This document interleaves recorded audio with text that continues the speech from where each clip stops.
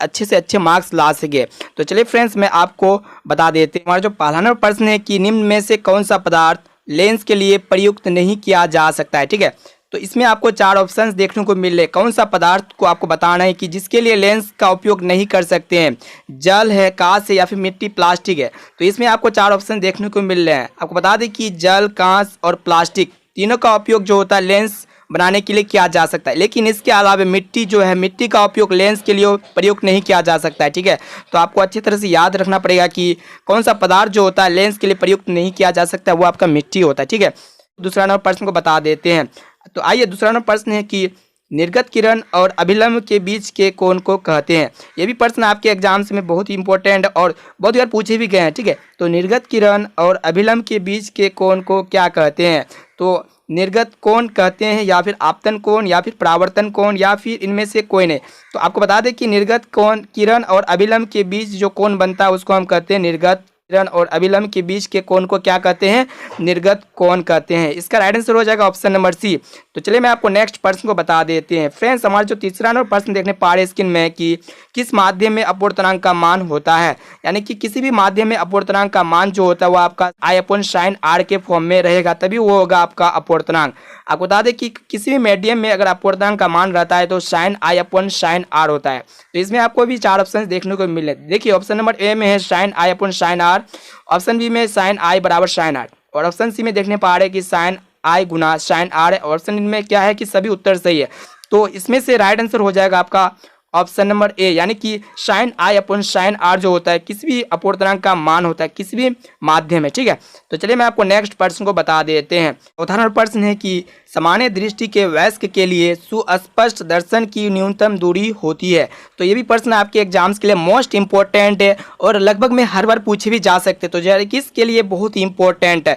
तो सामान्य दृष्टि के वयस्क के लिए सुस्पष्ट दर्शन की न्यूनतम दूरी, यानी कि आपको मिनिमम डिस्टेंस बताना है कि क्या होता है मिनिमम डिस्टेंस। तो कोई भी सामान्य दृष्टि होता है, कोई एडल्ट आदमी है तो उसके लिए उसके आँख में 25 सेंटीमीटर की दूरी होता है, यानी कि इसमें इसका राइट आंसर की बात कहा जाए तो ऑप्शन नंबर सी इसका करेक्ट आंसर हो जाएगा, यानी कि 25 सेंटीमीटर। तो चलिए मैं आपको नेक्स्ट प्रश्न को बता देते हैं।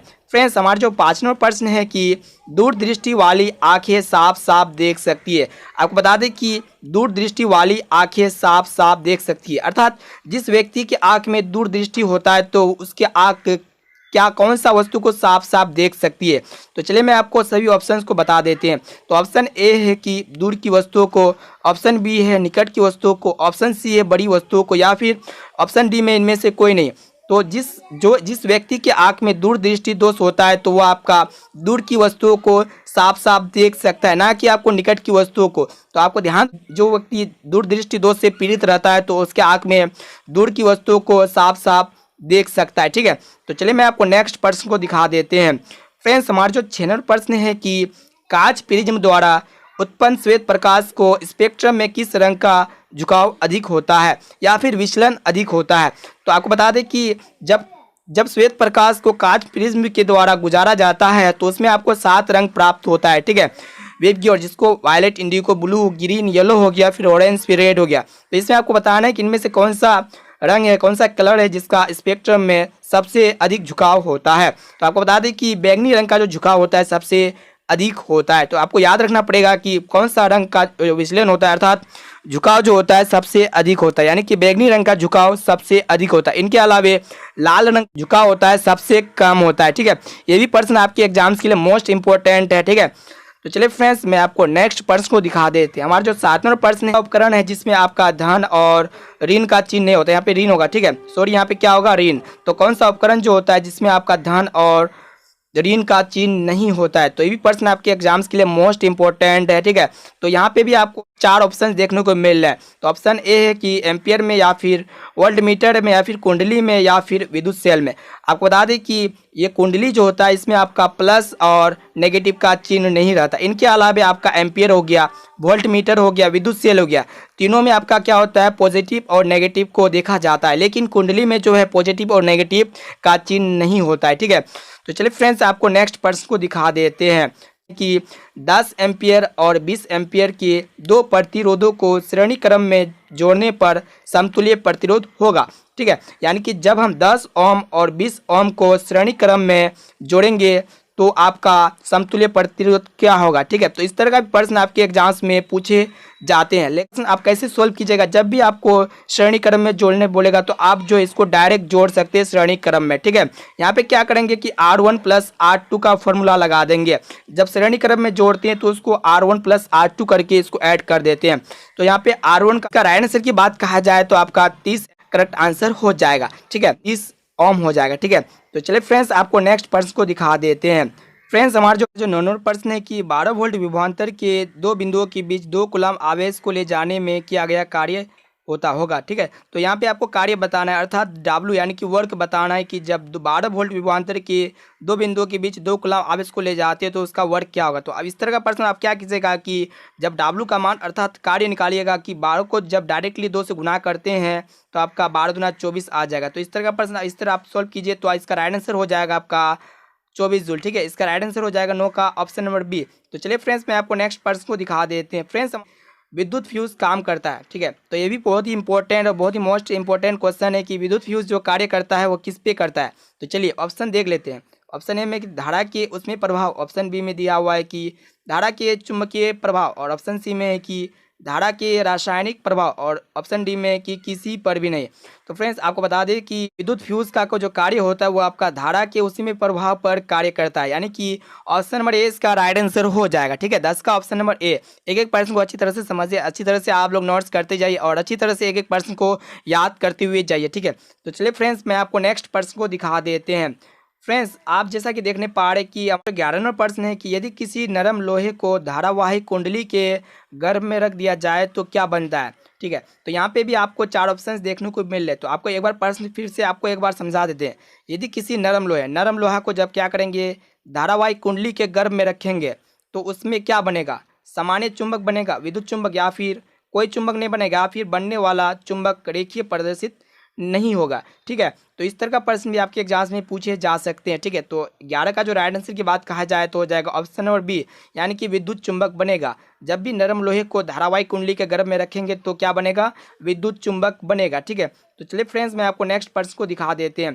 फ्रेंड्स हमारा जो 12 नंबर प्रश्न है कि यहाँ पे 1 kWh यानी कि 1 किलो वाट आवर है। ठीक है, यहाँ पे आपको बताना है कि 1 kWh बराबर क्या होता है। तो 1 kWh बराबर क्या होता है। ठीक है, तो आपको बता दें कि 1 kWh बराबर जो होता है वो आपका 3.6 गुना 10 के पावर 6 जूल होता है। ठीक है, यानी कि 3.6 गुना 10 के पावर 6 जूल के बराबर होता है आपका 1 kWh, तुल्य होता है यानी कि बराबर होता है। तो चलिए फ्रेंड्स मैं आपको नेक्स्ट प्रश्न को दिखा देते हैं। फ्रेंड्स हमारे जो नेक्स्ट प्रश्न देखने पा रहे हैं कि नाभिक की ऊर्जा प्राप्त करने के लिए आवश्यक होए, यानी कि नाभिक की ऊर्जा प्राप्त करने हेतु आवश्यक है। जब भी नाभिक की ऊर्जा प्राप्त करते हैं तो उसके लिए क्या जरूरी होता है। आपको बता दें कि सिलिकॉन या फिर क्रोमियम या फिर आपका यूरेनियम या फिर एल्युमिनियम। तो फ्रेंड्स आपको बता दें कि नाभिक की ऊर्जा जब भी प्राप्त करती है तो इसके लिए आपका यूरेनियम की आवश्यकता होती है, यानी कि इसका राइट आंसर हो जाएगा ऑप्शन नंबर सी। ठीक है, तो चलिए फ्रेंड्स मैं आपको नेक्स्ट प्रश्न को दिखा देते हैं।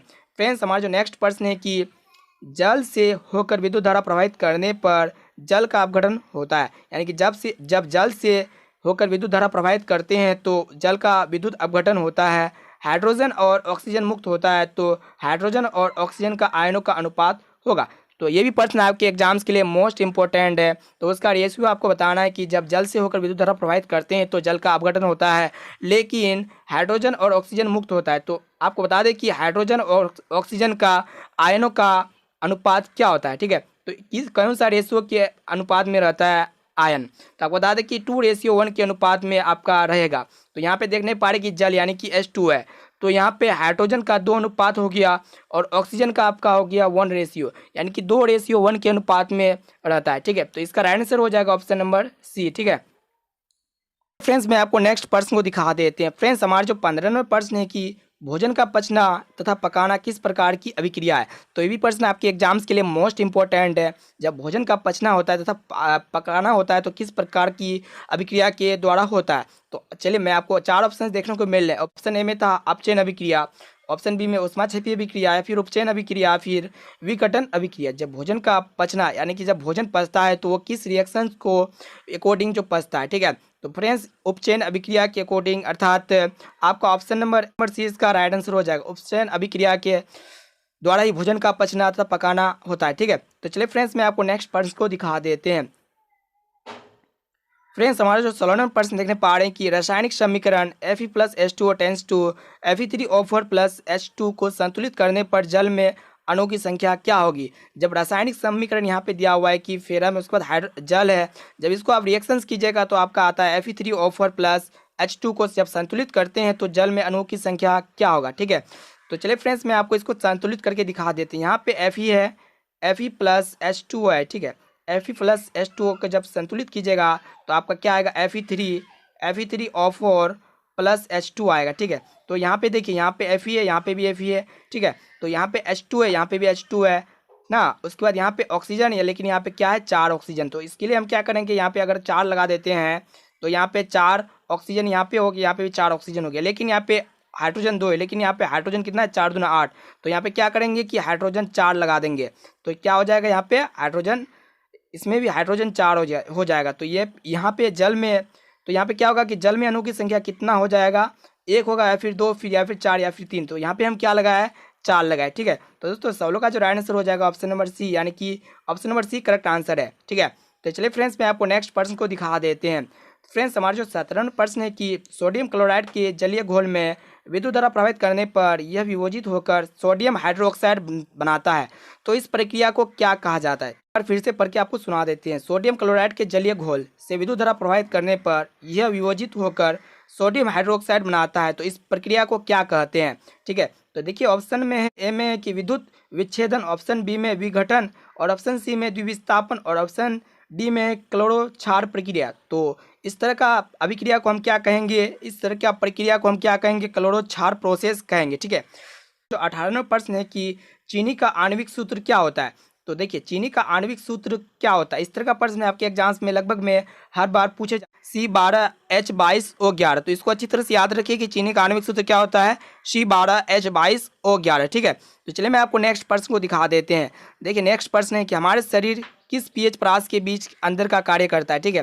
तो हमारा जो शरीर जो है किस पीएच परास के, यानी कि नाइट्रोजन परास के अंदर का कार्य करता है। तो यहाँ पे 0 से 6 या फिर 6 से 9 या फिर 9 से 11 या फिर 7 से 7.8, ठीक है। तो यहाँ पे जो है 7 से 7.8 इसका राइट आंसर हो जाएगा। हमारा शरीर जो है पीएच यानी कि 7 से लेकर 7.8 के बीच में ही हमारा शरीर के अंदर जो पीएच का कार्य प्रोसेस यानी कि ये पूरा होता है, ठीक है। ऑप्शन नंबर डी इसका करेक्ट आंसर हो जाएगा, यानी कि 7 से लेकर 7.8 के बीच हमारे शरीर के अंदर कार्य करता है पीएच में, ठीक है। तो चलिए मैं आपको नेक्स्ट प्रश्न को दिखा देते हैं। एक एक प्रश्न को अच्छी तरह से आप लोग याद करते जाइए ताकि आप लोग अपने एग्जाम्स में अच्छे से अच्छे मार्क्स ला सके। फ्रेंड्स हमारा जो 20वां प्रश्न है कि निम्नलिखित में से किसे चाकू से काटा जा सकता है। तो देखिए चाकू से किस किस को हम काट सकते हैं, इसमें आपको एलिमेंट्स दिया हुआ है, लिथियम है, उसके बाद कैल्शियम है, कॉपर या फिर आयरन है। तो देखिए यहाँ पे किसको जो हम चाकू से आसानी से काट सकते हैं, लिथियम को या फिर कैल्शियम को या फिर कॉपर को या फिर आयरन को। तो फ्रेंड्स यानी कि हम लिथियम को जो आसानी से चाकू से काट सकते हैं, ठीक है। आपको याद रखना पड़ेगा कि कौन सा एलिमेंट है जो जिसको हम चाकू से आसानी से काट सकते हैं। फ्रेंड्स लिथियम को जो है हम आसानी से चाकू से काट सकते हैं। फ्रेंड्स हमारा जो 21वां प्रश्न है कि निम्न में से कौन यौगिक आयनिक यौगिक है, ठीक है। यहाँ पे आपको आयनिक यौगिक बताना है कि इनमें से कौन सा जो है आयनिक यौगिक का उदाहरण है। आपको बता दें कि यहाँ पे आयनिक यौगिक कौन क्या हो जाएगा, आपको यहाँ पे देखिए CaCl2, यहाँ ए हो जाएगा आपका आयनिक यौगिक, यानी कि CaCl2 क्या हो जाएगा, आपका आयनिक यौगिक हो जाएगा। तो इसमें आपका क्या है, आयन है, एक प्लस आयन है, उसके बाद आपका ऋण आयन है, ठीक है। आपका कैल्शियम हो गया आपका प्लस आयन, उसके बाद क्लोराइड हो गया आपका ऋण आयन। तो यहाँ पे आयनिक यौगिक क्या हो जाएगा, कैल्शियम क्लोराइड हो जाएगा, ठीक है। तो चलिए फ्रेंड्स मैं आपको नेक्स्ट प्रश्न को दिखा देते हैं।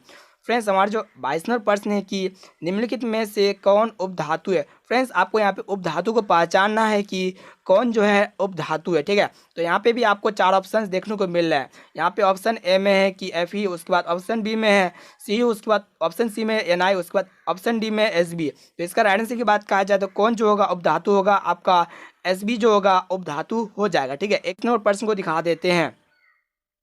फ्रेंड्स हमारा जो 23वां प्रश्न है कि प्रथम कार्बनिक यौगिक यूरिया का संश्लेषण किसने किया था। तो ये भी आपका प्रश्न इंपॉर्टेंट है। तो सबसे पहला कार्बनिक यौगिक जो है यूरिया जो है, इसका संश्लेषण कौन से साइंटिस्ट ने किया था। तो देखिए यहाँ पे भी आपका 4 ऑप्शन है कि ऑप्शन ए में है कि कोल्बो ने, ऑप्शन बी है बोहर ने, उसके बाद ऑप्शन सी में है कि वर्जिलियस ने, तो ऑप्शन डी में इनमें से कौन है। तो देखिए बोहर ने जो है प्रथम कार्बनिक यौगिक यूरिया का संश्लेषण किया था, ठीक है। तो चलिए फ्रेंड्स मैं आपको नेक्स्ट प्रश्न को बता देते हैं। फ्रेंड्स हमारा जो 24वां प्रश्न है कि कैल्शियम कार्बाइड जल के साथ अभिक्रिया कर देता है, यानी कि कैल्शियम कार्बाइड जो है जल के साथ रिएक्शंस करके क्या बनाता है। आपको बता दें कि यहाँ पे ऑप्शन 4 ऑप्शंस देखने को मिल रहे हैं। ऑप्शन ए में मिथेन, ऑप्शन बी में इथेन, ऑप्शन सी में है इथीन, उसके बाद ऑप्शन डी में है इथाइन, ठीक है। तो दोस्तों यहाँ पे क्या बनाएगा, कैल्शियम कार्बाइड जल के साथ जब रिएक्शंस करेगा तो आपका इथाइन बनाएगा, ठीक है। तो आपको याद रखना पड़ेगा कि कैल्शियम कार्बाइड को जब जल के साथ अभिक्रिया कराएंगे, रिएक्शन कराएंगे तो किसका निर्माण होगा, इथाइन का निर्माण होगा, ठीक है। ऑप्शन नंबर डी इसका करेक्ट आंसर हो जाएगा। तो चलिए फ्रेंड्स मैं आपको नेक्स्ट प्रश्न को दिखा देते हैं। फ्रेंड्स हमारा जो 25वां प्रश्न है कि निम्नलिखित में कौन समावयवी है, ठीक है। इस तरह का प्रश्न आपके एग्जाम से पूछ लिए जाते हैं। तो इस तरह का प्रश्न का इसका राइट आंसर की बात कहा जाए, इसमें आपको क्या पहचानना पड़ेगा कि सबसे पहले समावयवी इसमें आपको पहचानना पड़ेगा, ठीक है। तो समावयवी इसमें आपको क्या हो जाएगा, C2H5OH, उसके बाद हो जाएगा आपका CH3OCH3। तो यहाँ पे समावयवी कौन हो जाएगा, C2H5OH और CH3OCH3, ठीक है। तो इसका राइट आंसर की बात कहा जाए ऑप्शन नंबर सी इसका करेक्ट आंसर हो जाएगा, ठीक है। तो चलिए फ्रेंड्स आपको नेक्स्ट प्रश्न को दिखा देते हैं। फ्रेंड्स हमारे जो 26वां प्रश्न है कि वर्ग फर्स्ट के तत्व को क्या कहलाते हैं, यानी कि वर्ग जिसको हम पहला कहते हैं, वर्ग 1 के तत्व को क्या कहलाते हैं। ऑप्शन ए में है कि संक्रमण तत्व, ऑप्शन बी में क्षार धातु है, ऑप्शन सी में है कि क्षारीय मृदा धातु है, उसके बाद ऑप्शन डी में लेथनाइट्स। तो फ्रेंड्स वर्ग फर्स्ट के तत्व को क्या कहते हैं, तो वर्ग फर्स्ट के तत्व को हम कहते हैं क्षार धातुएं। तो इसका राइट आंसर की बात कहा जाए तो इसका राइट आंसर हो जाएगा ऑप्शन नंबर बी, ठीक है। तो इसका करेक्ट आंसर हो जाएगा। आपको नेक्स्ट प्रश्न को दिखा देते हैं। फ्रेंड्स हमारा जो 27वां प्रश्न है कि पौधे में श्वसन क्रिया के अंतर्गत एडीपी के टूटने से कितनी ऊर्जा मुक्त होती है, ठीक है। जब पौधा में श्वसन का क्रिया होता है तो उसमें जब एडीपी टूटता है तो उसमें आपका कितना ऊर्जा मुक्त होता है, ठीक है। देखने पा रहे कि 30.5 किलो जूल प्रति मूल, यानी कि जो है इसमें ऊर्जा मुक्त होता है, यानी कि ऊर्जा निकलता है। जब पौधे में श्वसन क्रिया होता है तो उसमें एडीपी जो टूटता है उसमें कितना किलो जूल प्रति मूल ऊर्जा उत्सर्जित होता है, यानी कि निकलता है, तो 30.5 किलो जूल प्रति मोल, ठीक है। तो इस तरह का प्रश्न भी आपके एग्जाम्स में लगभग में हर बार पूछे जाते हैं। तो चलिए फ्रेंड्स मैं आपको नेक्स्ट प्रश्न को दिखा देते हैं। फ्रेंड्स हमारा जो 28वां प्रश्न है कि पादप में जाइलम उत्तरदायी है। तो ये भी प्रश्न आपके एग्जाम्स में मोस्ट इंपॉर्टेंट है। तो पादप में जाइलम उत्तरदायी होता है किसके लिए, जल का वहन के लिए या फिर पौधे का भोजन का वहन के लिए, या फिर ऑप्शन सी में कि एमिनो अम्ल का वहन के लिए, या फिर ऑप्शन डी में देखने पा रहे कि ऑक्सीजन का वहन के लिए। तो होता है वो आपका जल का वहन के लिए होता है, यानी कि ऑप्शन ए में इसका राइट आंसर हो जाएगा। जब पादप में जाइलम उत्तरदायी किसके लिए होता है, जल का वहन के लिए होता है, ठीक है। तो चलिए फ्रेंड्स मैं आपको नेक्स्ट प्रश्न को दिखा देते हैं। फ्रेंड्स हमारा जो 29वां प्रश्न है कि खुला परिसंचरण तंत्र किसमें पाया जाता है, ठीक है। तो ये भी प्रश्न आपके एग्जाम्स के लिए बहुत इंपॉर्टेंट है। तो खुला परिसंचरण तंत्र किसमें पाया जाता है, इसमें देखिए ऑप्शन डी में, ऑप्शन ए में है मनुष्य में, ऑप्शन बी में है कॉकरोच में, ऑप्शन सी में है घोड़ा में, ऑप्शन और डी में देखने पा रहे कि ऊँट में। तो खुला परिसंचरण तंत्र जो पाया जाता है आपका कॉकरोच में पाया जाता है, ठीक है। यानी कि इसका राइट आंसर की बात कहा जाए तो ऑप्शन नंबर बी इसका करेक्ट आंसर हो जाएगा, ठीक है। तो चलिए फ्रेंड्स मैं आपको नेक्स्ट और अंतिम प्रश्न को दिखा देते हैं।